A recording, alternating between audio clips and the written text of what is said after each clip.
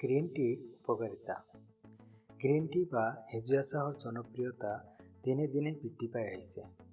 ইয়াৰ মূল কাৰণ হৈছে ইয়াৰ ঔষধি গুণ। চাহপাতত এনে কিছুমান উপাদান থাকে যি এই পনীয়াবিধক অধিক শক্তিশালী কৰি তোলে। চাহপাতৰ এনে উপাদানক পলিফেনলছ বুলি কোৱা হয়, যাৰ কিছুমান শক্তিশালী এন্টিবায়টিক আৰু এন্টিঅক্সিডেন্ট উপাদান থাকে। ই আমাৰ শৰীৰটোৰ লগতে মাংসপেশীক নষ্ট হোৱাৰ পৰা ৰক্ষা কৰে। গ্ৰীণ টিত থকা বিভিন্ন উপাদানসমূহৰ ভিতৰত এটা শক্তিশালী উপাদান হৈছে জাৰণ প্ৰতিৰোধী। এই উপাদানবিধৰ বাবে গ্ৰীণ টিৰ ঔষধি গুণ যথেষ্ট বৃদ্ধি পাইছে। গ্ৰীণ টিত কিছু পৰিমাণে অজৈব ৰাসায়নিক পদাৰ্থও পোৱা যায়, যিয়ে পনীয়াবিধক অধিক পুষ্টিকৰ কৰি তোলাত সহায় কৰে। গ্ৰীণ টি আমাৰ স্বাস্থ্যৰ কাৰণে কিয় উপযোগী? নম্বৰ 1, বিশ্বৰ আটাইতকৈ গুৰুত্বপূৰ্ণ আৰু ভয়ংকৰ বেমাৰসমূহৰ ভিতৰত কেন্সাৰ অন্যতম। জাৰণ পদাৰ্থৰ পৰা স্বাস্থ্যৰ অৱনতি যেনে বিভিন্ন প্ৰদূষণ, ড্ৰাগছ সেৱন, ধূমপান সেৱন কৰাৰ ফলত কেন্সাৰৰ দৰে বেমাৰ দিনে দিনে বৃদ্ধি পাই আহিছে। কিন্তু তেনে অৱস্থাত গ্ৰীণ টিৰ জাৰণ প্ৰতিৰোধী ক্ষমতাই আমাক সুৰক্ষা প্ৰদান কৰিব পাৰে। গ্ৰীণ টিৰ সেৱনে আমাৰ শৰীৰটোৰ জাৰণ প্ৰতিৰোধী কৰি তোলে, যি ভিটামিন চিৰ তুলনাত 100 গুণ আৰু ভিটামিন ইৰ তুলনাত 24 গুণ বেছি প্ৰভাৱী।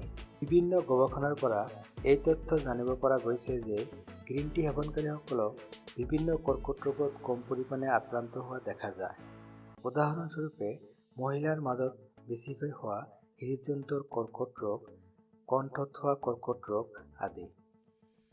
নম্বৰ 2, হৃদপিণ্ড আৰু ৰক্তবাহী হীৰাৰ ৰোগসমূহে বৰ্তমান সকলোতে মৃত্যুদূত ৰূপে দেখা দিছে।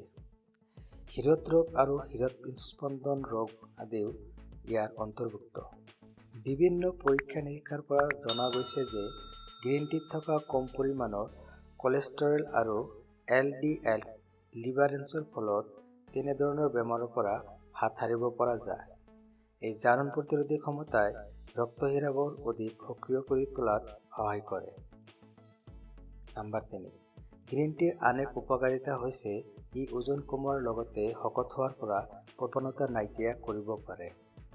এজন ব্যক্তিক দিনে 70 কেলৰি পৰ্যন্ত কমোৱাত সহায় কৰিব পাৰে।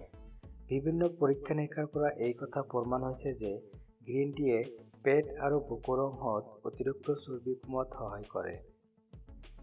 এই ৰক্ত চৰ্বি কলেষ্টৰল শৰীৰৰ বিষ হৰণ কৰাত সহায় কৰে লগতে শৰীৰত থকা অতিৰিক্ত পানী নিঃসৰণত সহায় কৰে। গ্ৰীণ টি ডায়েবেটিছ ৰোগীসকলৰ কাৰণেও অতি উত্তম।